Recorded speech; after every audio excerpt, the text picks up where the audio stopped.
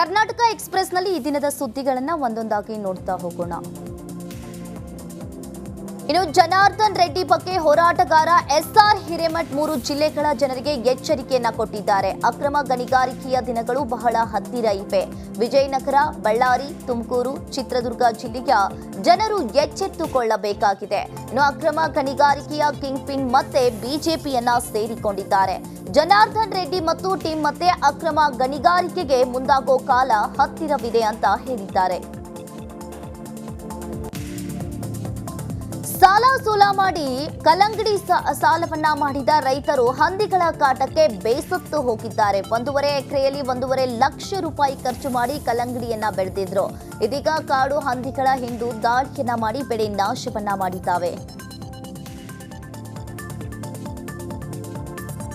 ಈ ವರ್ಷವೂ ಕೂಡ ಅವಧಿಗೂ ಮುನ್ನ ಮೀನುಗಾರಿಕೆ ಮುಗಿದಿದೆ. 2 ತಿಂಗಳು ಮೀನುಗಾರಿಕೆ ನಿಷೇಧವನ್ನ ಹೇರಲಾಗಿದೆ. ಆದರೆ ಈ ನಿಷೇಧದ ಅವಧಿಯನ್ನ 3 ತಿಂಗಳಿಗೆ ಏರಿಸಬೇಕು ಅಂತ ಮೀನುಗಾರರು ಮನವಿಯನ್ನ ಮಾಡ್ತಾ ಇದ್ದಾರೆ.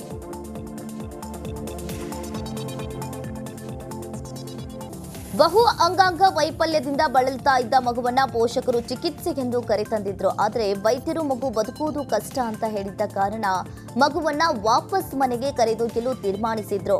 ಮಗು ವಾಹನದಲ್ಲಿ ಬರುವಾಗ ಪ್ರಜ್ಞೆ ತಪ್ಪಿತ್ತು. ಹೀಗಾಗಿ ಮಗು ಸತ್ತಿದೆ ಎಂದು ತಿಳಿದು ಕುಟುಂಬಸ್ಥರು ಅಂತ್ಯಕ್ರಿಯೆಗೆ ಸಿದ್ಧತೆಯನ್ನ ನಡೆಸಿದ್ರು. ಅಂತ್ಯಕ್ರಿಯೆ ಮಾಡುವ ವೇಳೆ ಮಗು ಕೆಮ್ಮಿದೆ, ಸತ್ತು ಹೋಗಿದ್ದ ಮಗು ಬದುಕಿದೆ ಎಂದುಕೊಂಡ ಪೋಷಕರು ದರ್ಗಾ ಖಾದ್ರಿ ಪವಾಡ ಅಂತ ಹೇಳ್ತಾ ಇದ್ದಾರೆ. ಕಾರವಾರ ಅರ್ಬನ್ ಬ್ಯಾಂಕ್ನಿಂದ ಕೋಟ್ಯಾಂತರ ರೂಪಾಯಿ ಅವ್ಯವಹಾರ ನಡೆದಿರುವ ಆರೋಪ ಕೇಳಿಬಂದಿದೆ. ಉತ್ತರ ಕನ್ನಡ ಜಿಲ್ಲೆಯ ಕಾರವಾರದಲ್ಲಿ ಗುರುದಾಸ್ ಬಾಂದೇಕರ್ ಎನ್ನುವ ಮ್ಯಾನೇಜರ್ ವಂಚನೆಯನ್ನ ಮಾಡಿದ್ದ. ಆಡಿಟ್ ಮಾಡಿಸುವ ವೇಳೆ ನನ್ನ ನೆಲದ ಭಾಷೆಯು ದೂರ ಬಲು ದೂರ, ಈ ಮನಕಂತೂ ದಾರಿ ತೋರುತ್ತಿದೆ. ಆ ಭಾಷೆಯದೇ ಬೆಳಕು ಬೆಳಕುವ ಬೆಳಕು ಬೆಳಕುವ. ದೂರ ಎಷ್ಟೇ ಹೋಗಿ ಈ ಭಾಷೆಯಿಂದ ದೂರವಾಗಲಾರಿರಿ.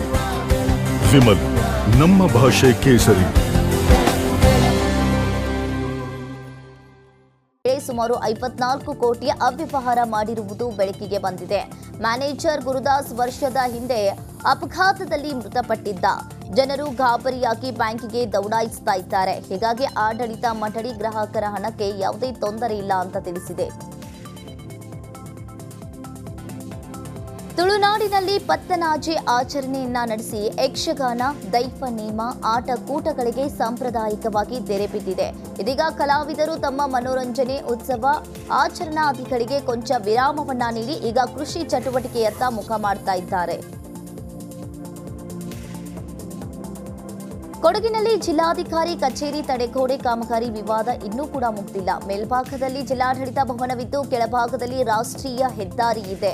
ತಡೆಗೋಡೆಗೆ ಪ್ಲಾಸ್ಟಿಕ್ ಹೊದಿಕೆಯನ್ನ ಅಳವಡಿಕೆ ಮಾಡೋದ್ರಿಂದ ವಾಹನ ಸವಾರರಿಗೆ ಸಂಕಷ್ಟ ಎದುರಾಗಿದೆ. ಕೊಡಗಿನಲ್ಲಿ ಇತಿಹಾಸ ಪ್ರಸಿದ್ಧ ಮತ್ತಿಗೋಡು ಆನೆ ಶಿಬಿರ ಪ್ರವಾಸಿಗರಿಗೆ ಈಗ ಮುಕ್ತವಾಗಿದೆ. ಮೈಸೂರು ದಸರಾದ ಅಭಿಮನ್ಯು ಇರುವ ಆನೆ ಶಿಬಿರವನ್ನ ಸುಮಾರು 1 ಕೋಟಿ ವೆಚ್ಚದಲ್ಲಿ ಅಭಿವೃದ್ಧಿಪಡಿಸಲಾಗಿತ್ತು. ಇದೀಗ ಆನೆ ಶಿಬಿರ ಪ್ರವಾಸಿಗರಿಗೆ ಮುಕ್ತವಾಗಿದ್ದು ಪ್ರವಾಸಿಗರ ದಂಡೆ ಹರಿದು ಬರ್ತಾ ಇದೆ. ದಾವಣಗೆರೆ ಜಿಲ್ಲೆಯ ಚನ್ನಗಿರಿ ಪೊಲೀಸ್ ಠಾಣೆಯಲ್ಲಿ ನಡೆದ ಲಾಕಪ್ ಡೆತ್ ಅನ್ನ ಖಂಡಿಸಿ ಗ್ರಾಮಸ್ಥರು ಠಾಣೆಗೆ ನುಗ್ಗಿ ದಾಂಧಲೆಯನ್ನ ಮಾಡಿದ್ದಾರೆ. ಮಟ್ಕಾ ವಿಚಾರದಲ್ಲಿ ಅರೆಸ್ಟ್ ಆಗಿದ್ದ ಆದಿಲ್ ಎಂಬಾತ ವಿಚಾರಣೆ ವೇಳೆ ಠಾಣೆಯಲ್ಲಿ ಮೃತಪಟ್ಟಿದ್ದ. ಇದರಿಂದ ರೊಚ್ಚಿಗೆದ್ದು 300ಕ್ಕೂ ಹೆಚ್ಚು ಜನರು ಠಾಣೆಗೆ ನುಗ್ಗಿ ಗ್ಲಾಸ್ ಟೇಬಲ್ ಕುರ್ಚಿಯನ್ನ ಧ್ವಂಸಗೊಳಿಸಿದ್ದಾರೆ. ಇನ್ನು ಗ್ರಾಮಸ್ಥರು ಠಾಣೆಗೆ ನುಗ್ಗಿ ಹಲ್ಲೆ ಮಾಡ್ತಾ ಇದ್ದಂತೆ ಗಲಾಟೆಯನ್ನ ನಿಯಂತ್ರಿಸಲು ಪೊಲೀಸರು ಲಾಠಿ ಪ್ರಹಾರವನ್ನ ಮಾಡಿದ್ರು. ಠಾಣೆಗೆ ಮುಂದಿಗೆ ಶವವನ್ನ ಇಟ್ಟು ಪ್ರತಿಭಟನೆಯನ್ನ ನಡೆಸಿದ್ರು. ಈ ವೇಳೆ ಪೊಲೀಸ್ ಜೀಪ್ ಎತ್ತಿ ಹಾಕಿ ಸಂಬಂಧಿಕರು ಆಕ್ರೋಶವನ್ನ ವ್ಯಕ್ತಪಡಿಸಿದ್ರು. ಚನ್ನಗಿರಿ ಲಾಕಪ್ ಡೆತ್ ಘರ್ಷಣೆ ಹಿನ್ನೆಲೆಯಲ್ಲಿ ನಗರದಾದ್ಯಂತ ಪೊಲೀಸ್ ಬಿಗಿ ಬಂದೋಬಸ್ತನ್ನು ವಹಿಸಿದ್ದಾರೆ. ಯಾವುದೇ ಅಹಿತಕರ ಘಟನೆ ನಡೆಯದಂತೆ ಮುಂಜಾಗ್ರತಾ ಕ್ರಮವಾಗಿ ಹೆಚ್ಚುವರಿ ಪೊಲೀಸರನ್ನ ನಿಯೋಜಿಸಲಾಗಿದೆ. 8 ಕೆಎಸ್ಆರ್ಟಿ ತುಕಡಿಗ ನಿಯೋಜನೆಯನ್ನ ಮಾಡಲಾಗಿದೆ. ಇಂದು CM Siddaramaiah, DCM DK Shivakumar ಧರ್ಮಸ್ಥಳಕ್ಕೆ ಭೇಟಿ ನೀಡಲಿದ್ದಾರೆ. ಮಧ್ಯಾಹ್ನ ಮಂಗಳೂರು ಅಂತಾರಾಷ್ಟ್ರೀಯ ವಿಮಾನ ನಿಲ್ದಾಣಕ್ಕೆ ಆಗಮಿಸಲಿದ್ದಾರೆ. ಬಳಿಕ ರಸ್ತೆ ಮಾರ್ಗದ ಮೂಲಕ ಮಧ್ಯಾಹ್ನ 1 ಗಂಟೆಗೆ ಧರ್ಮಸ್ಥಳಕ್ಕೆ ಭೇಟಿ ನೀಡಿ ಶ್ರೀ ಮಂಜುನಾಥನ ಸ್ವಾಮಿಯ ದರ್ಶನವನ್ನ ಪಡೆಯಲಿದ್ದಾರೆ. ಬಳಿಕ ಸಂಜೆ 7 ಗಂಟೆಗೆ ಸ್ಪೀಕರ್ ಯುಟಿ ಖಾದರ್ ಅವರ ಕುಟುಂಬದ ಕಾರ್ಯಕ್ರಮದಲ್ಲಿ ಉಭಯ ನಾಯಕರು ಭಾಗಿಯಾಗಿ ಮತ್ತೆ ರಾತ್ರಿ 7:50ಕ್ಕೆ ವಿಶೇಷ ವಿಮಾನದ ಮೂಲಕ ಸಿಎಂ ಮೈಸೂರಿಗೆ ಪ್ರಯಾಣಿಸಲಿದ್ದಾರೆ.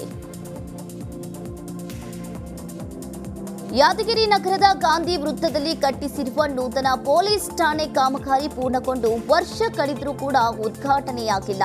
ಹೀಗಾಗಿ ಪುಂಡ ಪೋಖರಿಗಳು ಠಾಣೆಯನ್ನೇ ಅಡ್ಡಿಯನ್ನಾಗಿಸಿದ್ದಾರೆ. ಕೋಟ್ಯಾಂತರ ರೂಪಾಯಿ ಹಣ ಖರ್ಚು ಮಾಡಿ ಪೊಲೀಸ್ ಠಾಣೆಯನ್ನ ಮಾಡಿದ್ದಾರೆ. ಆದರೆ ಉದ್ಘಾಟನೆಗೆ ಮೀನಾಮೇಷ ಎನಿಸುತ್ತಿದ್ದಾರೆ ಎಂದು ಜನರು ಆಕ್ರೋಶವನ್ನ ಹೊರಹಾಕ್ತಾ ಇದ್ದಾರೆ. ಮನೆಯೊಂದರ ಅಡುಗೆ ಮನೆಯಲ್ಲಿ ಅಡಗಿ ಕುಳಿತಾ ಇದ್ದ ಕಾಳಿಂಗ ಸರ್ಪವನ್ನ ಉರುಗ ತಜ್ಞ ರಕ್ಷಣೆ ಮಾಡಿದ್ದಾರೆ. ಚಿಕ್ಕಮಗಳೂರು ಜಿಲ್ಲೆಯ ಎನ್ಆರ್ಪುರ ತಾಲೂಕಿನ ಶೆಟ್ಟಿಕೊಪ್ಪ ಗ್ರಾಮದಲ್ಲಿ ಮನೆಯೊಂದರಲ್ಲಿ ಕಾಳಿಂಗ ಸರ್ಪ ಕಾಣಿಸಿಕೊಂಡಿತ್ತು. 2 ಗಂಟೆ ಕಾರ್ಯಾಚರಣೆಯನ್ನ ನಡೆಸಿ 12 ಅಡಿ ಉದ್ದದ ಬೃಹತ್ ಕಾಳಿಂಗ ಸರ್ಪವನ್ನ ಸೆರೆ ಹಿಡಿದಿದ್ದಾರೆ. ಸಿಲಿಂಡರ್ ಸ್ಫೋಟದಲ್ಲಿ ಗಾಯಗೊಂಡಿದ್ದ ದಂಪತಿಗಳಿಬ್ಬರು ಚಿಕಿತ್ಸೆ ಫಲಿಸದೆ ಮೃತಪಟ್ಟಿದ್ದಾರೆ. ಬೆಳಗಾವಿಯ ಸುಳಗ ಗ್ರಾಮದಲ್ಲಿ ಮೇ 18ರಂದು ಈ ಘಟನೆ ಸಂಭವಿಸಿತ್ತು. ಸಿಲಿಂಡರ್ ಸೋರಿಕೆಯಿಂದ ಲೈಟ್ ಆನ್ ಮಾಡ್ತಾ ಇದ್ದಂತೆ ಮನೆಯಲ್ಲಿದ್ದ ಸಿಲಿಂಡರ್ ಸ್ಫೋಟಗೊಂಡಿತ್ತು. ಘಟನೆಯಲ್ಲಿ ವೃದ್ಧ ದಂಪತಿಗಳು ಗಂಭೀರವಾಗಿ ಗಾಯಗೊಂಡಿದ್ರು. ಚಿಕಿತ್ಸೆ ಫಲಕಾರಿಯಾಗದೆ ಇಂದು ಸಾವನ್ನಪ್ಪಿದ್ದಾರೆ. ಮೈಸೂರು ಜಿಲ್ಲೆಯಲ್ಲಿ ಮಳೆ ಅಬ್ಬರ ಜೋರಾಗಿದೆ. ಧಾರಾಕಾರ ಮಳೆಗೆ ನಂಜನಗೂಡಿನ ಅಶೋಕಪುರಂ ಬಡಾವಣೆಯಲ್ಲಿ ಮನೆಗಳು ಜಲಾವೃತಗೊಂಡಿವೆ. ಹಲವು ಮನೆಗಳಿಗೆ ಚರಂಡಿ ನೀರು ನುಗ್ಗಿದ್ದು ದಿನಸಿ ಗೃಹೋಪಯೋಗಿ ವಸ್ತುಗಳು ನಾಶವಾಗಿವೆ. ಸೂಕ್ತ ವ್ಯವಸ್ಥೆ ಮಾಡಿಲ್ಲ ಅಂತ ಅಧಿಕಾರಿಗಳು ಜನಪ್ರತಿನಿಧಿಗಳ ವಿರುದ್ಧ ಸ್ಥಳೀಯರು ಆಕ್ರೋಶವನ್ನ ವ್ಯಕ್ತಪಡಿಸಿದ್ರು. ಬಿರುಗಾಳಿ ಮಳೆಗೆ ಮರಗಳು ಧರೆಗುರುಳಿದ ಘಟನೆ ತುಮಕೂರು ಜಿಲ್ಲೆ ತಿಪಟೂರು ತಾಲೂಕಿನ ಹಾಲ್ಕುರಿಕೆ ಗ್ರಾಮದ ಬಳಿ ನಡೆದಿದೆ. ಭಾರೀ ಗಾತ್ರದ ಮರ, ವಿದ್ಯುತ್ ಕಂಬಗಳು ರಸ್ತೆಗೆ ಅಡ್ಡಲಾಗಿ ಉರುಳಿ ಬಿದ್ದಿವೆ. ಅಧಿಕಾರಿಗಳು ಸ್ಥಳೀಯರ ಸಹಾಯದಿಂದ ಮರವನ್ನ ತೆರವುಗೊಳಿಸಿದ್ದಾರೆ. ಭಾರೀ ಮಳೆಗೆ ರಾಜ್ಯ ಕಾಲುವೆಗೆ ಆಟೋ ಉರುಳಿ ಬಿದ್ದು ಚಾಲಕ ಸಾವನ್ನಪ್ಪಿರುವ ಘಟನೆ ಮಂಗಳೂರು ನಗರದ ಕೊಟ್ಟಾರ್ ಅಬ್ಬಕ್ಕ ನಗರದಲ್ಲಿ ನಡೆದಿದೆ. 40 ವರ್ಷದ ದೀಪಕ್ ಮೃತ ಚಾಲಕರಾಗಿದ್ದಾರೆ. ಮಳೆಯಿಂದಾಗಿ ಕೊಟ್ಟಾರದಲ್ಲಿ ರಾಜ್ಯ ಕಾಲುವೆ ತುಂಬಿ ಹರಿತಾ ಇತ್ತು. ಕಾಲುವೆಗೆ ತಡೆಗೋಡೆ ಇಲ್ಲದ ಕಾರಣ ರಸ್ತೆಗೆ ನೀರು ಬಂದಿತ್ತು. ಹೀಗಾಗಿ ಆಯ ತಪ್ಪಿ ರಾಜ್ಯ ಕಾಲುವೆಗೆ ಆಟೋ ಉರುಳಿ ಬಿದ್ದಿದೆ. ಚನ್ನಗಿರಿಯಲ್ಲಿ ಲಾಕಪ್ ಡೆತ್ ಪ್ರಕರಣ ಸಂಬಂಧ ಪೊಲೀಸ್ ಠಾಣೆ ಮೇಲೆ ಸಂಬಂಧಿಕರು ಕಲ್ಲು ತೂರಾಟವನ್ನ ನಡೆಸಿದ್ರಿಂದ ಠಾಣೆಯ ಮುಂದೆ ಇದ್ದ ವಸ್ತುಗಳಿಗೆ ಹಾನಿಯಾಗಿದೆ.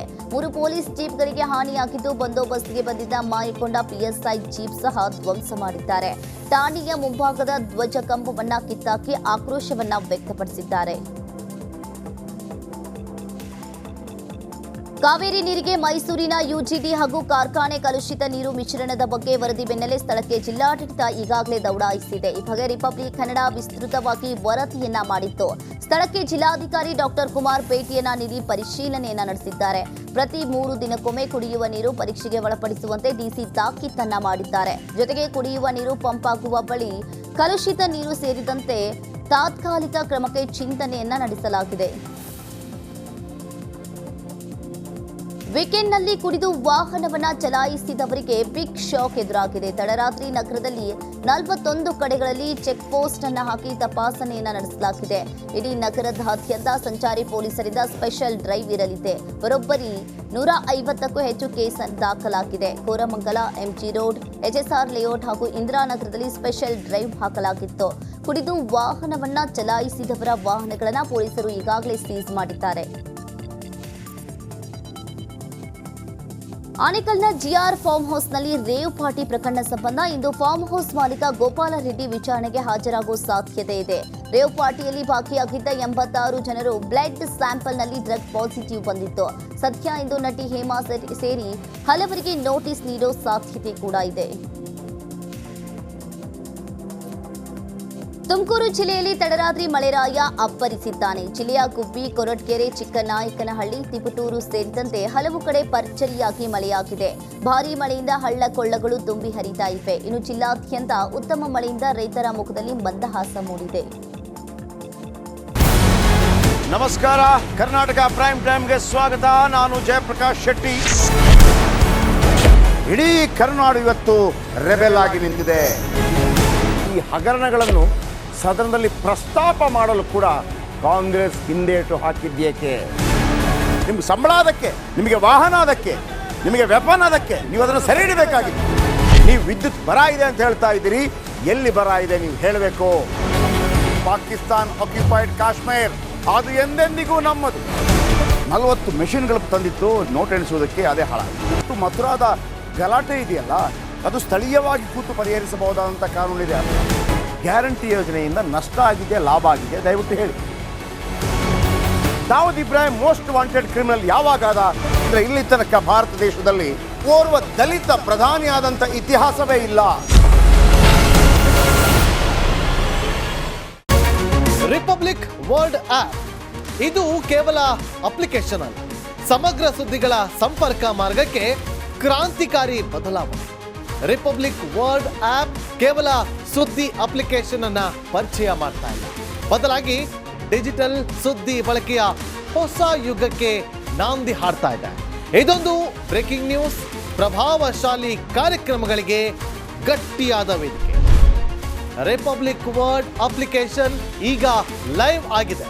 ಗೂಗಲ್ ಪ್ಲೇ ಸ್ಟೋರ್ ಮತ್ತು ಆಪಲ್ ಆಪ್ ಸ್ಟೋರ್ ಎರಡರಲ್ಲೂ ಲಭ್ಯವಿದೆ. ಈಗಲೇ ಡೌನ್ಲೋಡ್ ಮಾಡಿ.